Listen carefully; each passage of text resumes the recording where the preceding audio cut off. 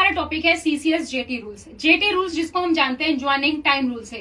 हालांकि जब आप ऑफिशियल सिलेबस देखेंगे वहां पर आपको ये टॉपिक देखने को नहीं मिलेगा, लेकिन ये आपके एफआर और एसआर का ही पार्ट है, इसलिए आपको ये कवर करना जरूरी है। जेटी रूल्स क्या होते हैं? ज्वाइनिंग टाइम रूल्स, जो कि आपको ये बताते हैं अगर किसी भी एम्प्लॉय का ट्रांसफर एक जगह से दूसरी जगह पर होता है तो क्या गाइडलाइंस है।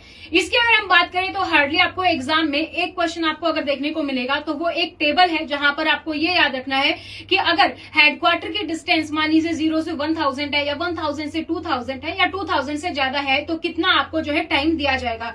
उसमें एक जो टेबल है उसमें सिंपल आपको दिया जाएगा कि कितना डेज मिलेगा। सेकंड जो है उसमें आपको पता चलेगा कि अगर ये जो ट्रैवल है उसमें 200 किलोमीटर से ज्यादा बाय रोड इंक्लूड है तो कितनी गाइडलाइंस मिलेंगी वो आपको याद रखना है।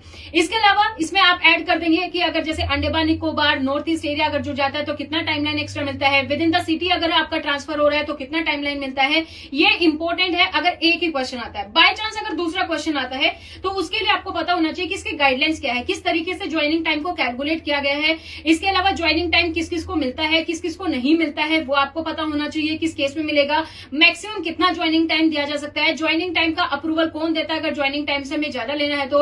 ज्वाइनिंग टाइम के बीच में क्या एम्प्लॉय एलटीसी ले सकता है कि नहीं, कोई लीव ले सकता है कि नहीं, क्या एम्प्लॉय जो है हमारा इंक्रीमेंट अगर बीच में फॉलो रहा है तो उसके लिए क्या गाइडलाइंस होती है। ये सारी चीजें आपको इसमें कवर